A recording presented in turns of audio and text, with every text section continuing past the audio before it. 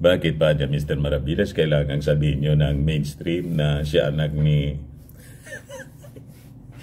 nating Pangulong Rodrigo Duterte? Iwan ko din sa kanila.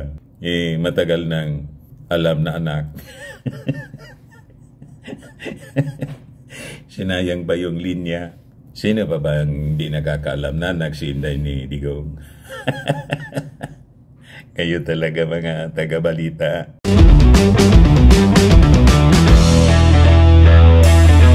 Paano niya, Mr. Maravillas, yung mga balita ngayon? Marami po.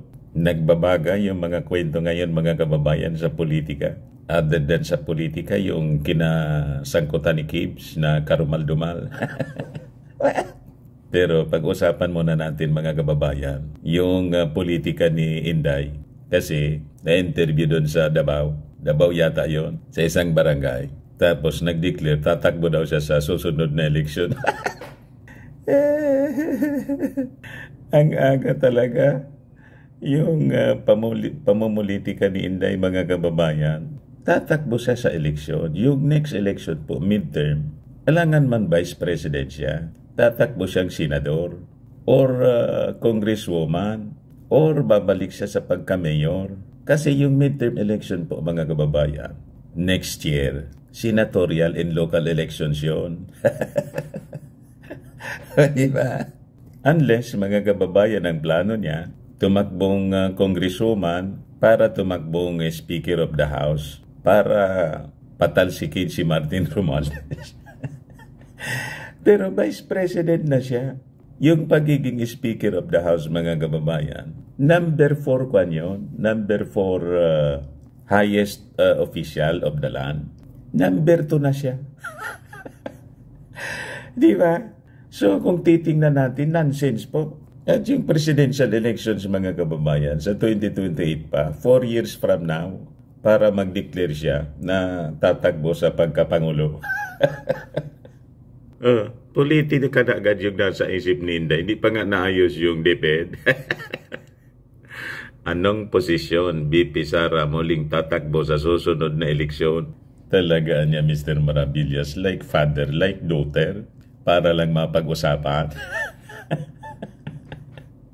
At saka, may akusasyon siya, mga kababayan, yung dati, bilihan ng boto sa People's Initiative. Ito siya, mga kababayan, chat siya signature drive reflects character of politicians behind vote buying, sabi po ni Inday. Politika rin. Wala sa DepEd po. Sa sasaayos ng quality ng education, mga kababayan, ang hilig ni Inday. Ngayon, ito yung pangalawa na magkakontra sila sa paninindigan at paniniwala ng ating Pangulong BBM. Bakit niya, Mr. Maravillas? Nag-react na yung ating Pangulo sa mga balita tungkol sa signature buying. Sabi ng balita dito sa Manila Bulletin, Marcos refutes charges of signature buying for charter chains. Di siya naniniwala, mga kababayan, na may mga nangyayaring signature buying. Di ba? Talaga niya, Mr. Maravillas. Kitang-kita na yung pagkawasak ng ng unity. Magkaiba na yung mga sinasabi ng Pangulo at ni Inday. Matagal na po. Doon nga lang po sa peace talks issue, kinontra ni Inday. Di ba?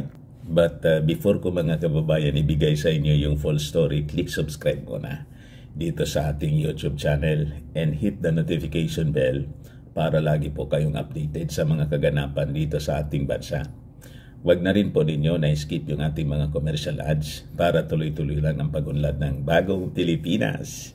Sa kayong mga Marcos loyalist po pala, lagi ninyong isusubscribe po. Yung hindi pa nakasubscribe, yung lahat natin mga channels para lagi pong malabanan natin po yung fake news ng mga dilawang DDS. Tama po? Sa mga naghanap pala ng malinis and spacious fitness gym, punta lang po kayo sa aming Colossal Fitness Gym. We also offer Grab Car Rental with our brand new 2023 model ng Toyota Innova. Also accept booking for those who are planning to travel via PAL, Cebu Pacific and other airline companies. local and international, and bills payment for Meralco bills, PLDT, etc. Kahit saan po kayo gusto mag-travel all throughout the world, pwede na kayo magpabook online. Marami na po nagpapabooking sa amin po, pati sa hotel po, para makaminos po kayo, makamura.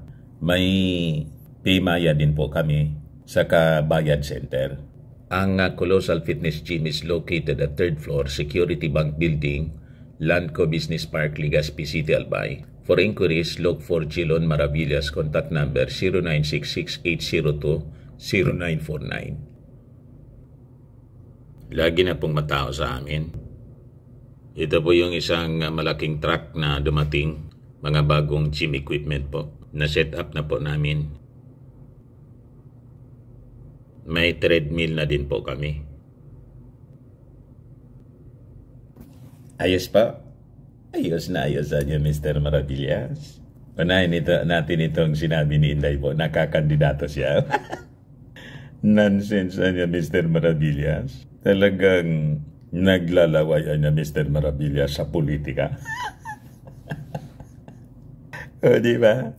Pagpapakita ito ng tunay na kulay nila, kung gaano sila sarap na sarap. Sa politika, mga kababayan, ang tagal pa ng eleksyon, yung pagtakbo na po yung pinag-uusapan. Samantalang si Martin Romualdez po, tutok na tutok sa kanyang trabaho. Wala man lang po na nami-mention na siya tatakbo. Di ba? May tamang panahon dyan, mga kababayan. Siguro, pag malapit na yung midterm election, kasi more than 1 year pa po, May 2025 yung election, January pa lang ngayon, 2024, para maghanda sa eleksyon. At si Inday, Vice President, kumbaga, tatakbo siya for a president. Alam nga naman, incumbent Vice President siya, tatakbong senador. Ano yon? Or congresswoman para maging speaker.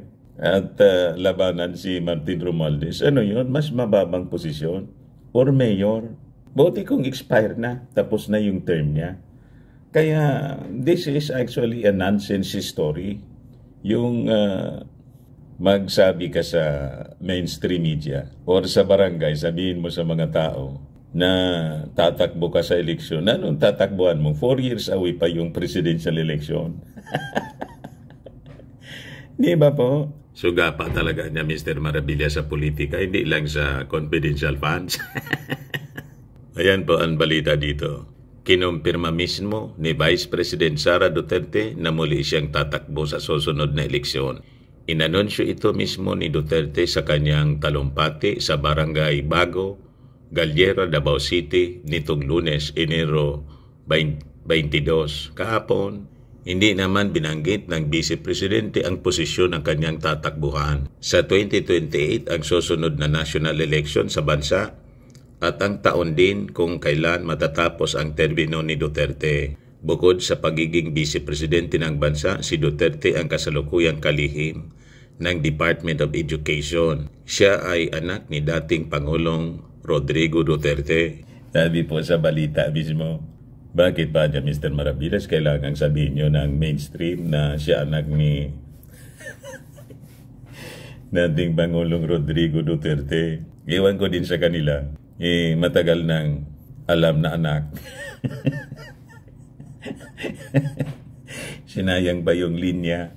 Sino pa ba ang di nakakaalam na anak si Inday ni Digong? Kayo talaga mga taga-balita. But anyway, di man daw sinabi kung anong posisyon. So kung ganon, anong intensyon ni Inday? Para lang mapag-usapan po. Laging litaw yung kanyang pangalan. Yung tulad ng tatay niya, pahulaan. Para laging may excitement. Ano kaya niya yung tatakbuhan? Yan tagal pa po. 2028 pa yung presidential election. So, yung topic po ni Inday, yung pag-announce niya, premature masyado. Sa akin po, nonsense. Diba? Ba't mo sasabihin yun? Talaga niya, Mr. Maravillas, malayo sa sa kalingkingan ni Martin Romualdez. Si Martin tutok na tutok sa trabaho. Yan nga po. Nakita natin si Martin kahapon doon sa Kongreso eh. Talagang lahat ng energy niya nakatutok mga kababayan sa mga legislative agenda na makakatulong sa pagunlad ng ating bansa based sa economic agenda ng ating Pangulong BBM. BBM. Yan ang totoong tunay na leader po na may pagmalasakit sa ating mga mamamayang Filipino. Totoong kapartner sa paunlad ng bagong Pilipinas ng ating Pangulong Bongbong. Pero si Inday, kahit na sa issue po ng charter change, sa issue ng ating konstitusyon, pati doon sa mga aligasyon po, magkakontra ng ating Pangulong Bongbong. Kita ninyo, sabi nga natin, matito yung pinagkakaabalahan ni Inday, yung politika. Hindi man ito dapat yung kanyang focus ng trabaho, kundi yung pagsasaayos ng quality ng edukasyon sa ating bansa. Kasi inassign siya ng ating Pangulong Bongbong Marcos na DepEd Secretary. Pero yung focus niya kung ano-anong mga malayo sa assignment niya po, yung People's Initiative, yung ICC, at yung tungkol sa pagresolba ng insurgency, yung peace talks po, yun ang mga pinakikialaman ni Inday po. So, ito siya kaya, Sabi dyan, Chacha signature drive reflects character of politicians behind vote buying, sabi ni Inday. Binanatan niya yung mga politicians daw na nasa likod ng buying of signatures para sa pagsulong ng People's Initiative to amend the Constitution. Ito yung sinabi niya sa isang event sa Davao City. It's an insult niya to ordinary and poor Filipinos. It reflects the character of politicians of vote buying during elections. So nakakasamaan niya ng loob na ginaganon yung mga tao na kailangan pa sila suhulan para papirmahan sa People's Initiative. Allegations of signature buying for People's Initiative have been running rampant for weeks, with Senator Ronald De La Rosa alleging that House Speaker Martin Romualdez was behind the signature drive.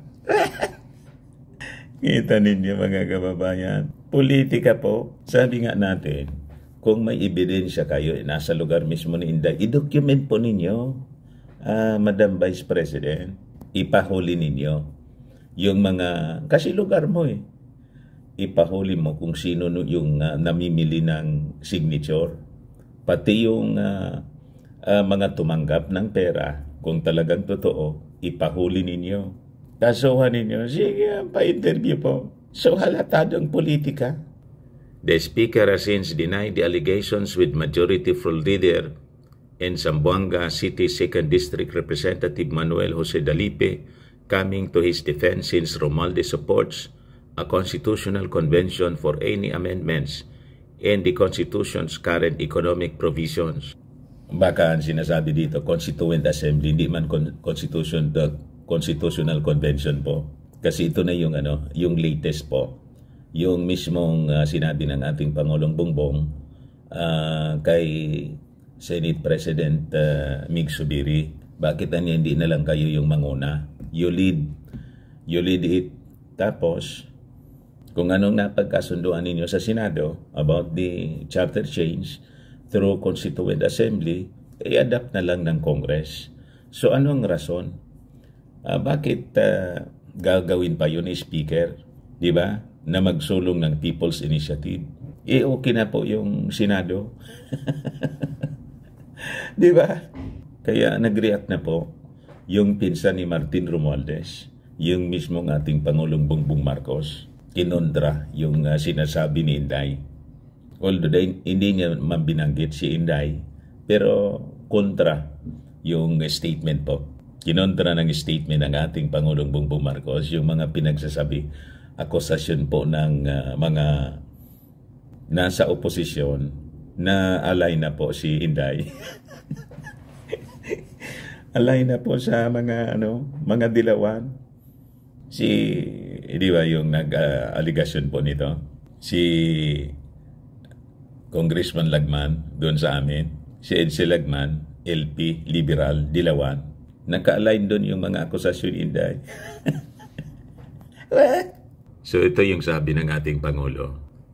President Marcos has refuted claims that cash has been offered to Filipinos in exchange of their signatures to push charter change through People's Initiative. Ayan po yung ating poging-poging presidente na napakakalmado lang po. So sabi niya, sa pagkakaalam po niya, wala namang ganun. Ang sinasabi, hindi bayaran ng cash, kundi nangangako ng kung ano-anong benefits. Sabi ito ng ating Pangulo at the sidelines sa interview sa official launching ng lung transplant program sa Quezon City kanina. Sabi ng ating Pangulo, well, pag kabinayaran yung signature, hindi tatanggapin ng COMELEC yun. So, walang mangyayari doon. So, we will just have to let COMELEC to do their job, do their work, and to validate the signature.